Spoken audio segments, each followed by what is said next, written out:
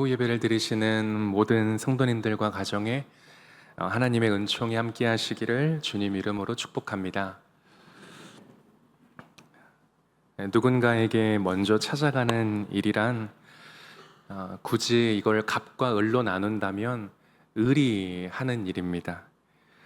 그래서 우리 주변에 간혹 타인에게 먼저 찾아가거나 또 먼저 손 내미는 거를 극히 싫어하는 사람들이 있습니다. 자존심이 좀 상한다는 거죠.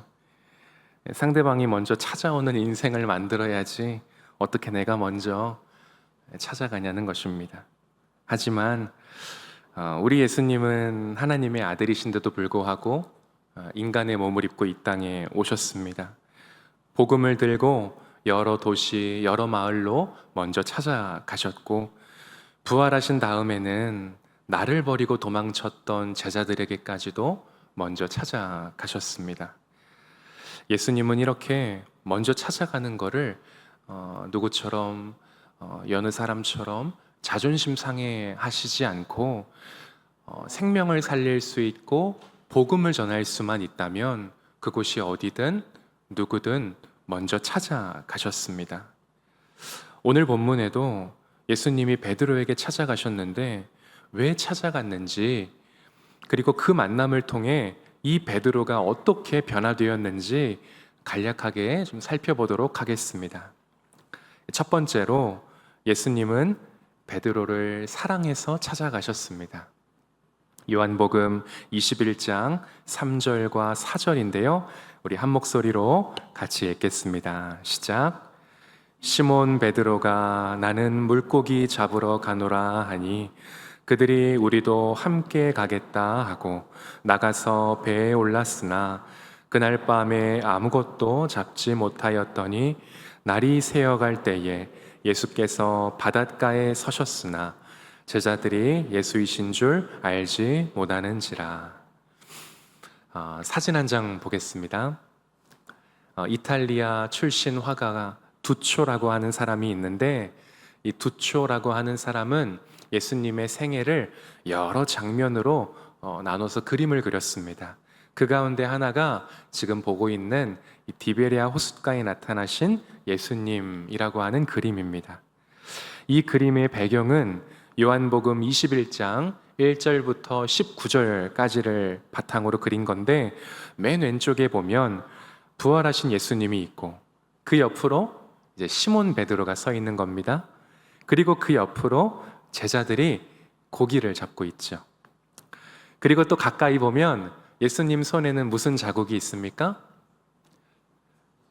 제가 봤어요. 제가 봤어요. 안 보이시죠? 제가 봤어요. 못자국이 선명하게 있습니다. 그리고 무언가를 요청하는 듯한 제스처를 제자들에게 하고 있습니다.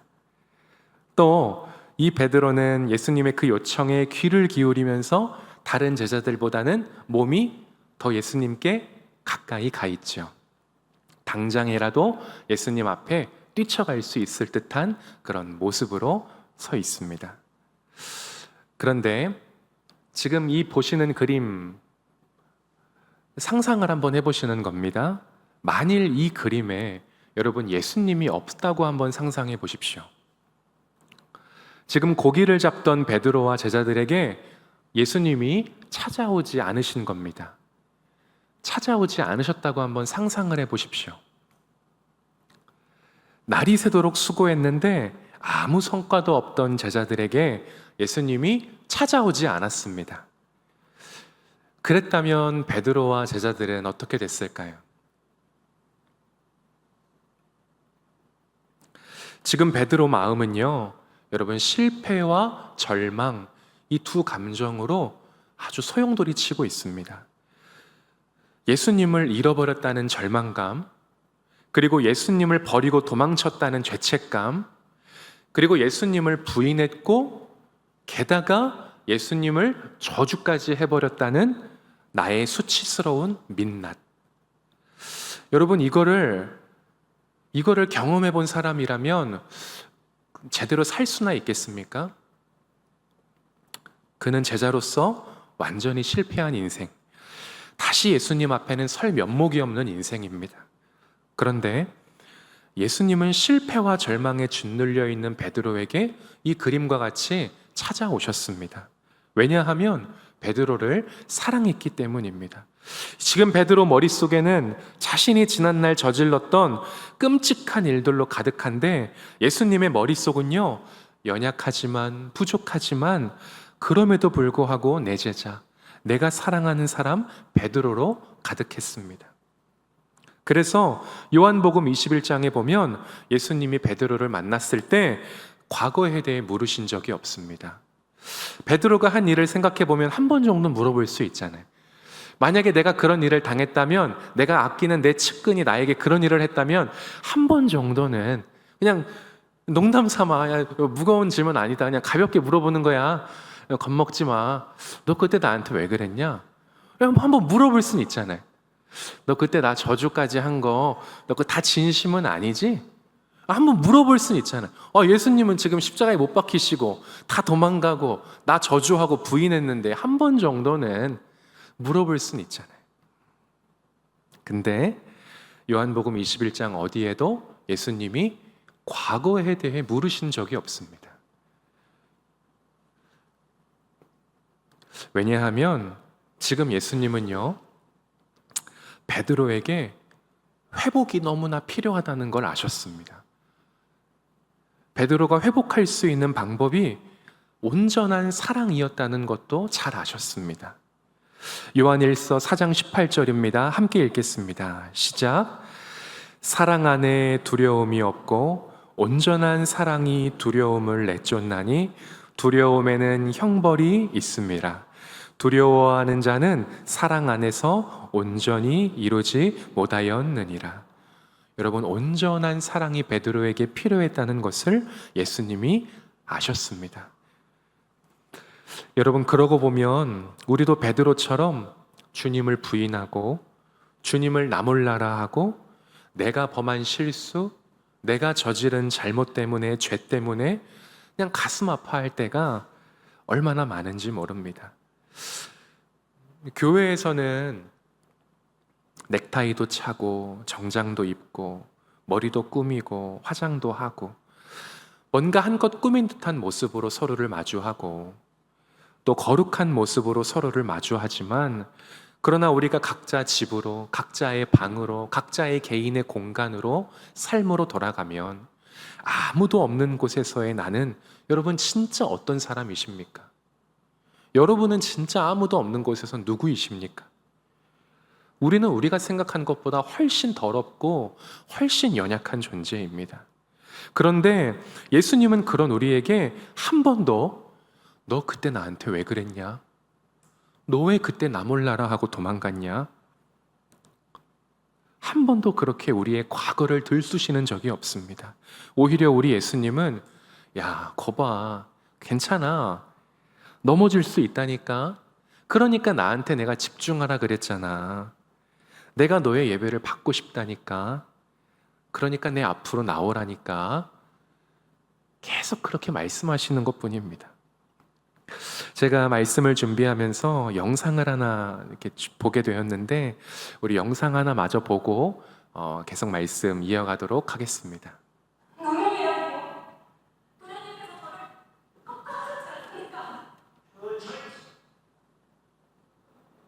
아직도 정신을 못 차렸구나. 어떡하냐?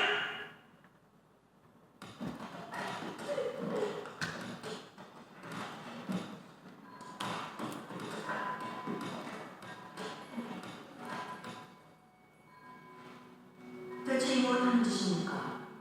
분명히 강자한 여정을 갖춘 분이 장관 말고 가던 길이나 가시죠.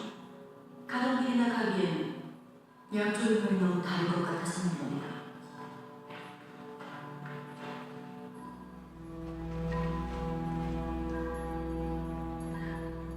겁탈이 당했다는 것이 사실이냐? 초년이 여기 계시다간 다치십니다. 전 괜찮으니 어서 가시지요. 나도 괜찮다. 내게 바짝 붙거라.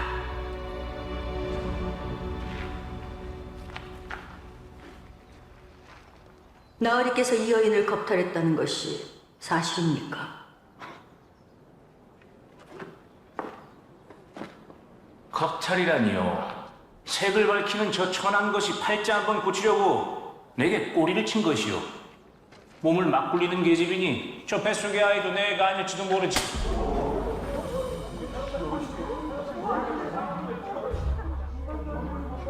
내 이년!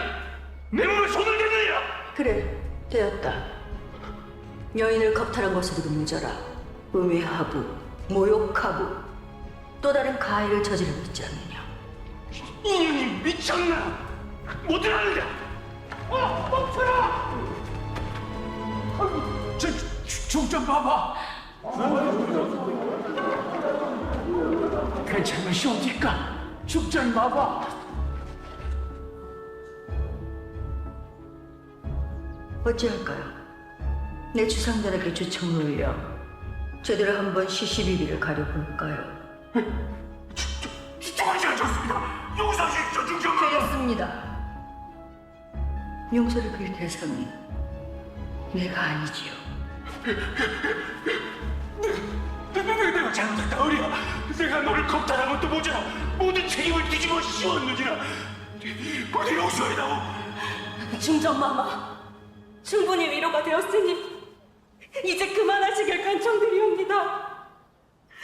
마마께서 떠나시면 이년의 삶은 더 가혹해질지도 모르옵니다. 내 이미 너의 인생에 끼어들었다.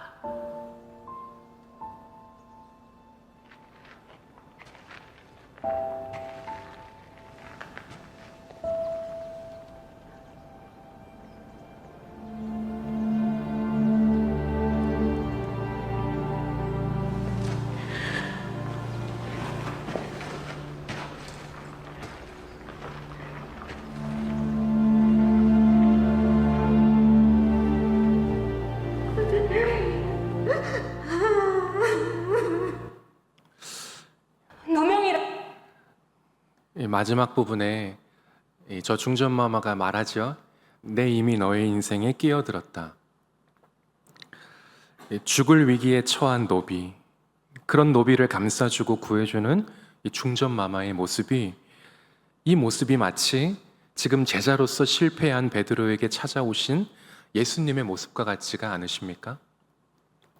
이미 베드로의 인생에 끼어드신 예수님, 또 죄로 죽을 수밖에 없던 내 삶에 찾아와 주신, 내 인생에 끼어드신 예수님 같지는 않으십니까?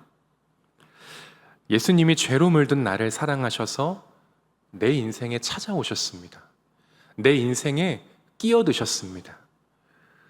우리가 받은 가장 큰 복이 있다면 그거는 주저할 것도 없이 예수님이 내 인생에 끼어드신 복입니다. 이것보다 우리가 이 땅에서 받을 수 있는 더 큰 복은 없습니다. 요한복음 3장 16절입니다. 하나님이 세상을 이처럼 사랑하사 독생자를 주셨으니 이는 그를 믿는 자마다 멸망하지 않고 영생을 얻게 하려 하심이라. 실패와 절망으로 가득 찬 베드로마저 사랑하셔서 베드로에게 찾아오신 예수님이 지금 죄로 죽을 수밖에 없던 우리 인생에 찾아오셨습니다. 이 은혜를 기억하고 감사하면서 우리의 남은 삶을 예수님만 사랑하고 예수님만 섬기는 삶이 되셔야 합니다. 그러한 삶을 살기로 이 시간 다짐하시기를 주님의 이름으로 축복합니다. 그런가 하면 두 번째로 예수님은 베드로에게 사랑 넘어 사명을 주러 찾아오셨습니다. 우리 15절 함께 읽겠습니다. 우리 15절입니다. 시작. 그들이 조반 먹은 후에 예수께서 시몬 베드로에게 이르시되 요한의 아들 시몬아 내가 이 사람들보다 나를 더 사랑하느냐 하시니 이르되 주님 그러하나이다. 내가 주님을 사랑하는 줄 주님께서 아시나이다. 이르시되 내 어린 양을 먹이라 하시고, 방금 읽은 이 15절에 보면 예수님이 베드로에게 묻습니다. 네가 나를 사랑하느냐? 그런데 그 말 앞에 꾸며주는 단어가 있는데, 덧붙이는 단어가 있는데, 이 사람들보다 나를 더 라고 물으십니다. 여기에서 이 사람들이라는 말은 두 가지 해석이 가능합니다. 하나는 문자 그대로 이 사람들입니다. 네 옆에 있는 다른 그 제자들보다 너 나 더 사랑하냐? 이거 하나랑, 또 하나는 이것들이라는 말로도 해석이 가능합니다. 지금 베드로 주변에 있는 것들이 무엇입니까? 예수님을 만나기 전 자신이 한평생 일했던 갈릴리 호수, 자신이 목숨보다 소중히 여겼던 배, 고기 잡는 데 필요했던 그물, 조금 전에 예수님 때문에 수없이 많이 잡은 물고기들. 예수님은 그것들을 가리키면서 네가 그것들보다 이것들보다 나를 더 사랑하느냐라고 지금 질문하시는 겁니다. 예수님은 베드로에게 3번 나를 사랑하느냐고 물으셨고, 베드로는 점점 작아지는 목소리로 예수님께 사랑한다고 말합니다. 예수님이 지금 이렇게 베드로에게 사랑을 확인하시는 이유가 뭘까? 베드로를 아주 그냥 제대로 혼쭐 내려고 이러시는 걸까요? 그게 아니라 실패와 절망으로 예수님을 사랑하는 마음마저 지금 잃어버린 이 베드로에게 용기와 사명을 주시기 위해서 그런 것입니다.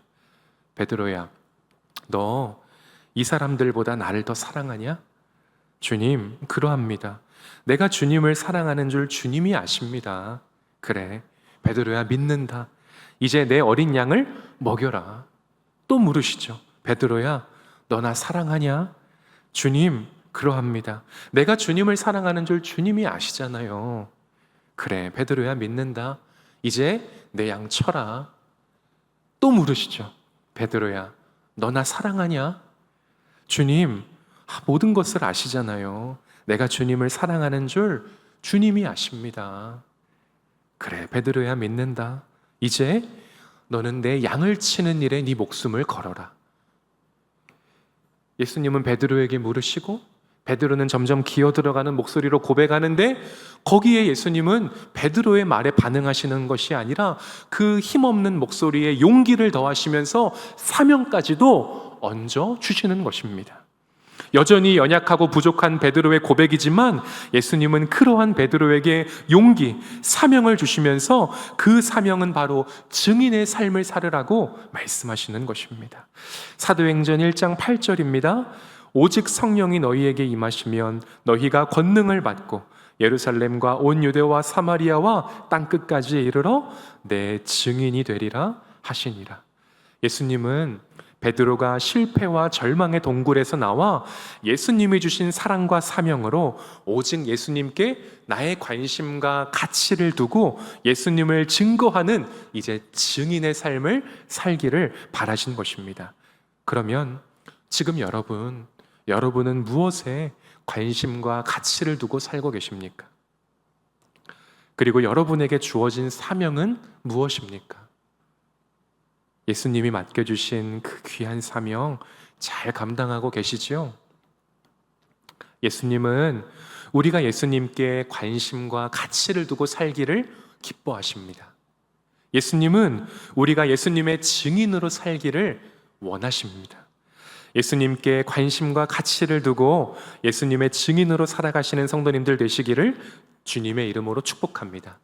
마지막으로 베드로는 예수님께 받은 사명과 사랑으로 살았습니다. 오늘 읽은 말씀은 아닌데요, 사도행전 3장 6절 우리 한 구절을 함께 읽도록 하겠습니다. 시작. 베드로가 이르되 은과 금은 내게 없거니와 내게 있는 이것을 내게 주노니 나사렛 예수 그리스도의 이름으로 일어나 걸으라 하고, 베드로가 성전으로 가던 길에 한 남성이 눈에 들어왔는데 그 남성은 보니 안진뱅이였습니다. 베드로는 거리에 주저앉은 그 안진뱅이를 보는데 왠지 마음에 울컥한 게 얼마 전에 자기 모습을 보는 것 같았습니다. 베드로가 주저없이 그에게 다가갔고 꼭 해주고 싶었던 말이 있었습니다. 베드로가 이르되 은과 금은 내게 없거니와 내게 있는 이것을 내게 주노니 나사렛 예수 그리스도의 이름으로 일어나 걸으라. 여러분, 저는 이 장면에서요, 저 나름대로 몰입을 해봤을 때 베드로 입에서 이러한 대사들이 좀 나오지 않았을까 하는 생각을 해봤습니다. 한번 들어보십시오. 형제님, 실례지만 형제님을 보니까 제 예전 모습을 보는 것 같습니다. 저는 비장애인인데 저도 얼마 전에는 당신처럼 영혼의 장애인이었습니다. 당신처럼 주저앉아 있었고 이렇게 사느니 차라리 죽고 싶은 마음이었습니다. 그런데 그런 제게 예수님이 찾아오셨고 그분은 제게 사랑과 사명을 주셨습니다. 그리고 저는 그분으로 인해 지금 보시다시피 이렇게 새로운 삶을 살게 되었습니다.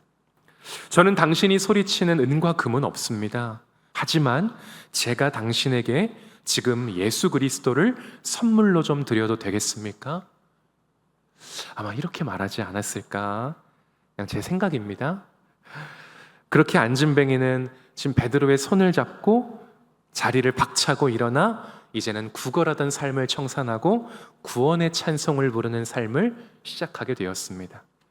여러분, 저는 사실 이 말을 하고 싶어서 오늘 이 설교 본문을 정했는데요. 여러분은 무엇으로 살고 계십니까? 예수님은 우리가 사랑과 사명으로 살기를 원하십니다. 사랑과 사명의 길에서 벗어난 성도를 다음과 같이 정리한 글이 있습니다. 한번 들어보십시오. 첫째, 리어카 신앙입니다. 리어카 신앙이란 앞에서 누군가 끌면 따라오고 멈추면 자기도 멈추는 유형입니다. 두 번째는 맷돌 신앙입니다. 수년, 수십 년 제자리 걸음만 하지 발전하는 것을 기뻐하지 않습니다. 세 번째는 미꾸라지 신앙입니다. 교회에서 조금만 어려운 일이 생기고 기도할 일이 생기고 봉사할 일이 생기면 어떻게든지 빠져나가는 유형입니다. 네 번째는 박쥐 신앙입니다. 세례도 받고 직분도 받았는데 밖에만 나가면 나몰라라 합니다. 다섯째는 안진뱅이 신앙입니다. 신앙은 말은 번지르르 하지만 삶으로는 전혀 일어서지 못하고 힘을 발하지 못하는 유형입니다. 그런가 하면 여섯 번째로 오토바이 신앙도 있습니다. 소리만 크고 떠들기만 하지 실속이 없습니다. 마지막으로 일곱 번째로 산타클로스 신앙입니다. 특별한 날에만 교회에 나가는 유형입니다.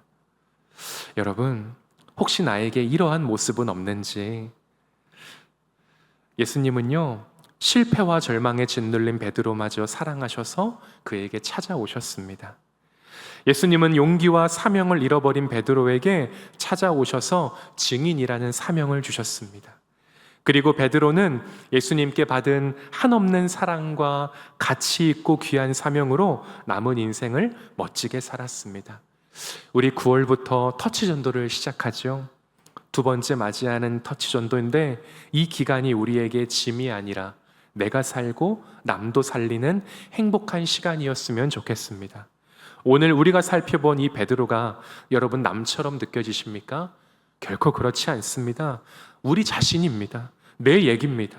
죄로 물든 나이지만 이런 나를 사랑하셔서 예수님이 내 인생에 찾아오셨습니다. 그리고 나에게 가치 있고 귀한 증인이라는 사명을 주셨습니다.